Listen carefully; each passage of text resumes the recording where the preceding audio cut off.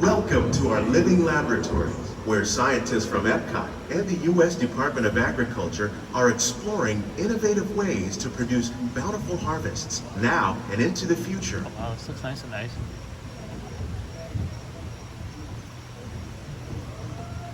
The tropics are home to the greatest diversity of plants on the planet.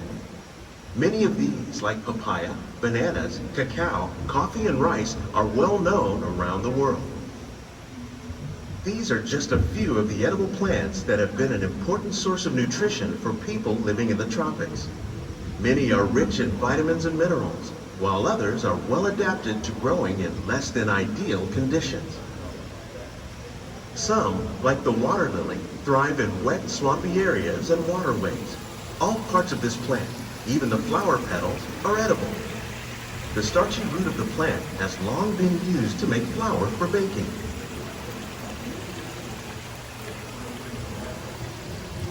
One day, many of these lesser-known tropical plants may be as important as the bananas growing on both sides of the boat. More than 28 million tons of bananas are eaten annually, making it the most popular fruit in the world.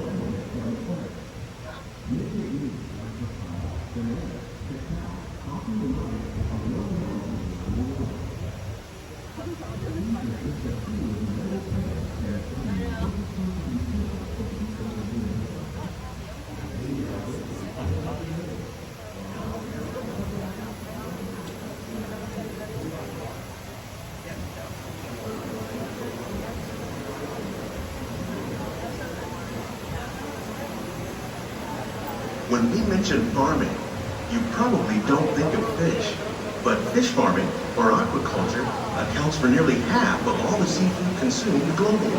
Tilapia, bass, and catfish, like the ones you see here, are three of the more popular crops raised by fish farmers. The sustainable system we're using here recycles the water in the tanks. As a result, we're able to save millions of gallons each year. Our small fish farm produces nearly 5,000 pounds of fish each year to serve in restaurants around Walt Disney World. Innovations like this one can play an important role in our efforts to produce bountiful harvests and still protect natural resources.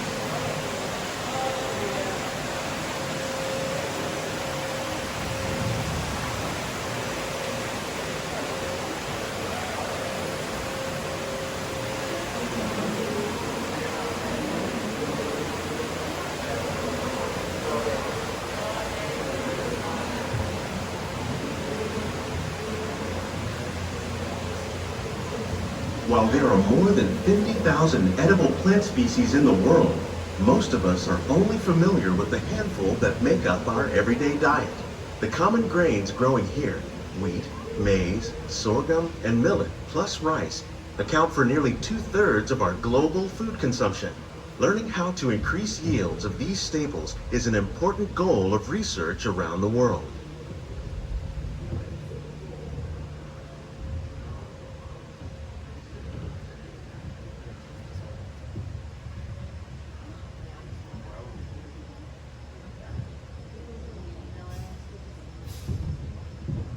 These plants are definitely on their way up.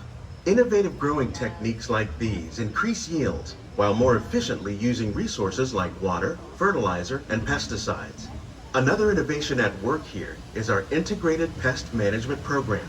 By populating our greenhouses with beneficial insects that prey on harmful pests like aphids and flies, we are significantly reducing our reliance on conventional pesticides. We're growing these crops using our nutrient film system. This technique precisely controls and recycles water and nutrients.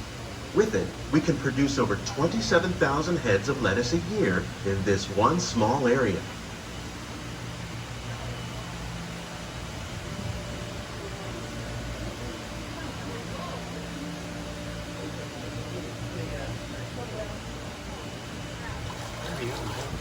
Some of our best ideas have been inspired by nature, like these fruit and vegetable trees.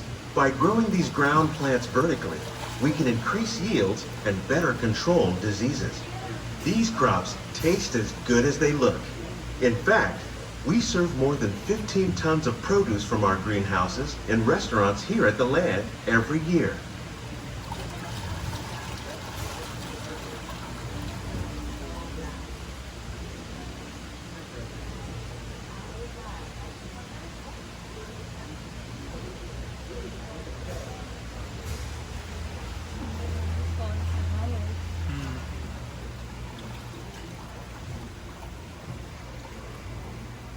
The future of agriculture may include innovative ideas like this vertical growing system. Plants grown in this way use a fraction of the space required by traditional growing methods. That saves water and increases production. The aquaponic system on your left combines hydroponics with aquaculture. The fish provide a natural source of fertilizer for the plants, and the plants help keep the water clean for the fish. It's another great way to produce more while using less. In our lab, EPCOT scientists are working with the U.S. Department of Agriculture on a number of innovative projects. The goal of these efforts is to produce higher yielding and better quality plants.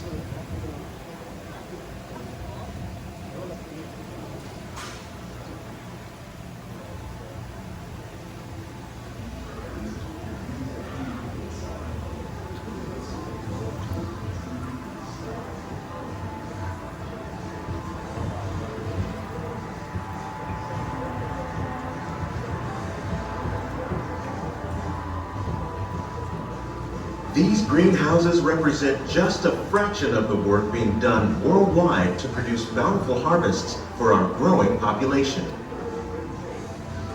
Scientists, farmers, and even backyard gardeners are doing their part to improve the quantity and quality of foods that we all rely upon.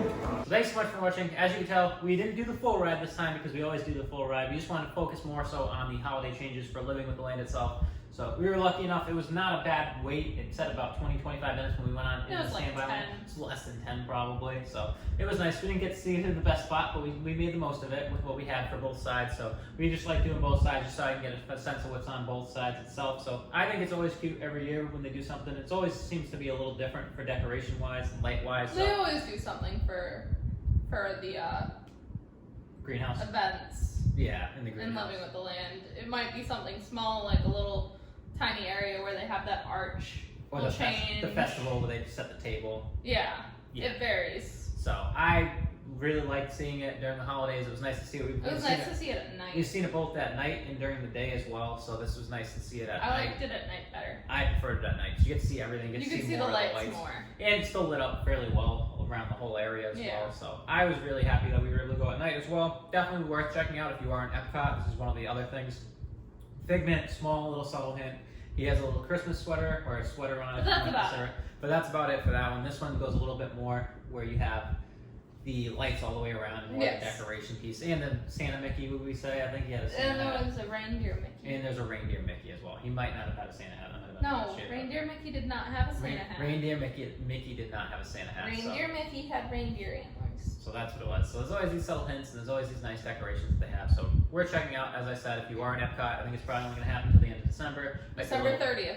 December 30th, and then unfortunately resets, and we're back to regular living with the land. So Festival of the Arts. Limited time and Festival of the Arts. We'll be looking forward to going to that soon enough. But living with the land itself, check it out. If you are in the parks during December, that's going to be your time to check it out, what we've shown you here. And as always, thanks so much for watching. I'm Alex. I'm Ashley. And this is Disney's Party of Two.